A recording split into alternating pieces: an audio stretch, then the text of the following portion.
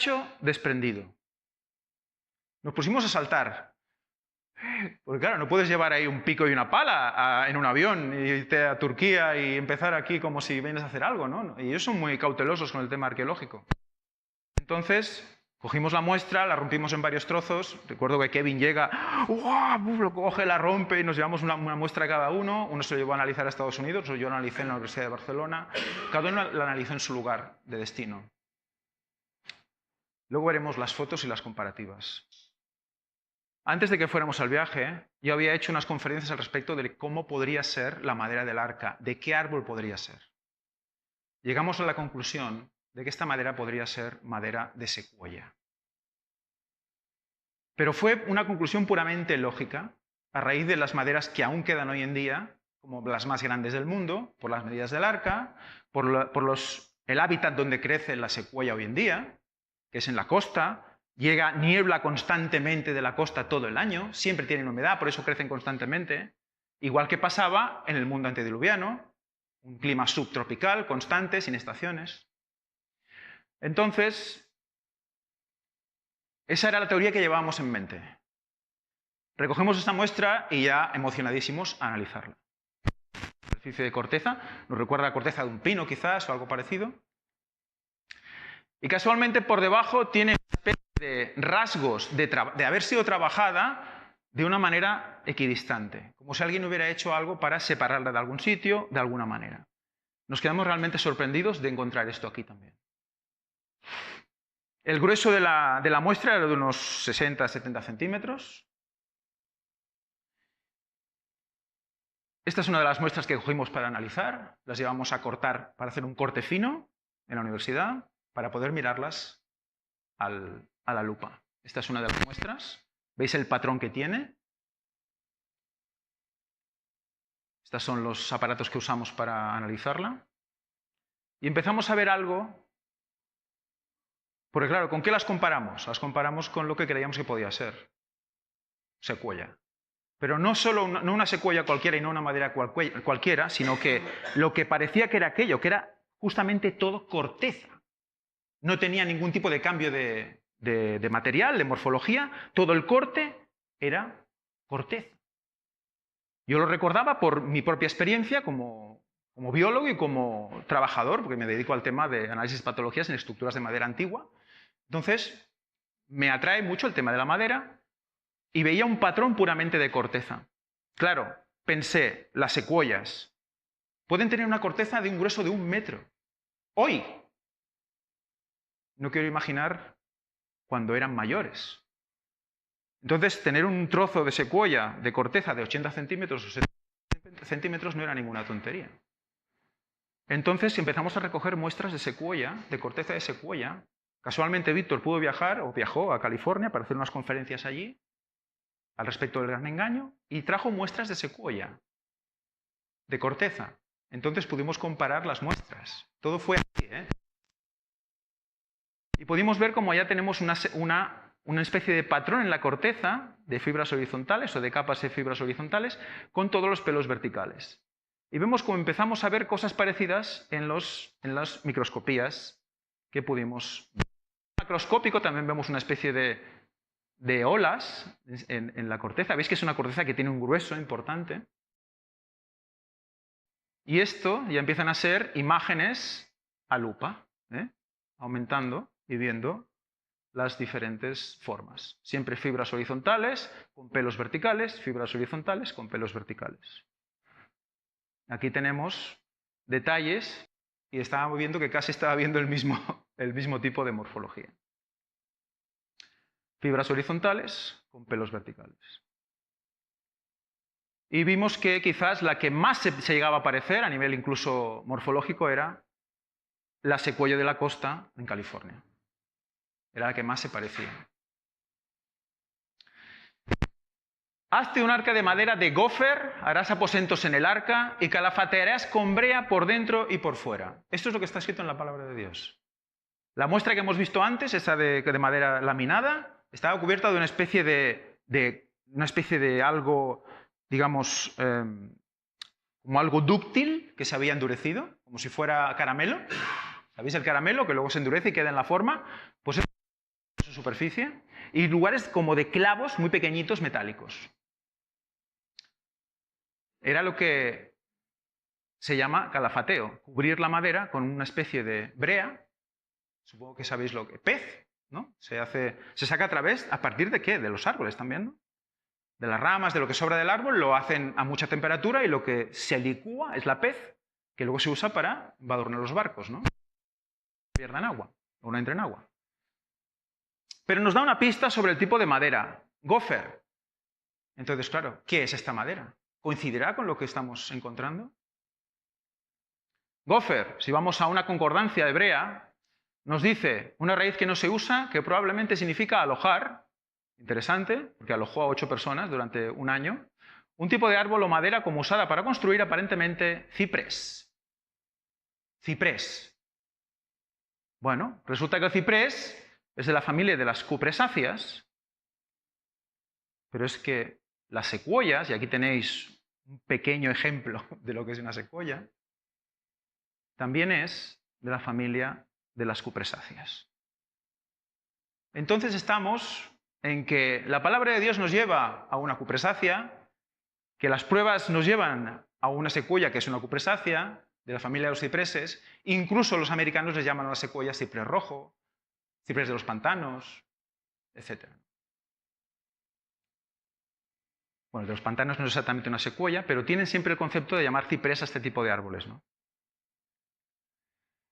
Luego hay una curiosidad, es una curiosidad, pero me dejó a mí realmente impresionado, y es que las piñas, aquí tenéis, estos son piñas de secuoya, tienen sus clavos, ¿no? Eso es un clavo de piña, ¿no? Los clavos son todas las partes. Resulta que cada clavo de una piña de secuoya, yo me río por los nervios, porque es impresionante esto, compartirlo. O sea, cada una tiene incluso esta parte más abombada, de aquí, la zona del golpe, la parte de adelante más apuntada, esta zona más amplia. Podéis verlo por vuestros propios ojos, ¿vale? Es como una especie de mensaje escrito en el árbol del cual fue hecho el arca, ¿no? Es impresionante. El arca hoy la podéis buscar en el Google Earth, Google Maps. Y esto es algo impresionante, estos son las piedras de ancla, lo que han visto que ha mostrado en ECO. Aquí estamos en la piedra de ancla. Esta piedra de ancla, pues imagínate, yo mido 1,83, pues la piedra mide 2 metros largos, pesa unas 5 toneladas. Y está llena de cruces, como podéis ver, cruces armenias. El agujero no es un cilindro perfecto, es más estrecho del centro, cosa que apoyaría el hecho de que fuera una piedra hecha para que una gran cuerda la sosteniera hacia arriba, sin que al tocar el borde se partiera la cuerda por el peso.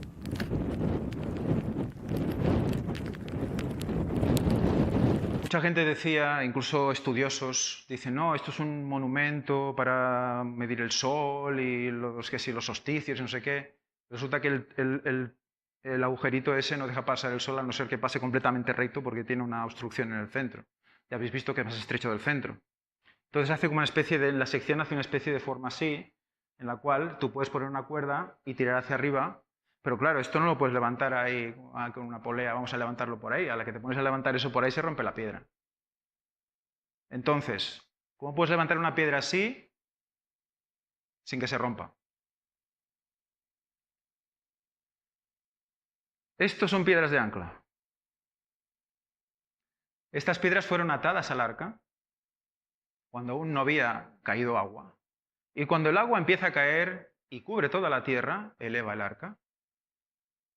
Todas las cuerdas empiezan a tensar y cuando el agua sigue subiendo, entonces las piedras flotan con el arca.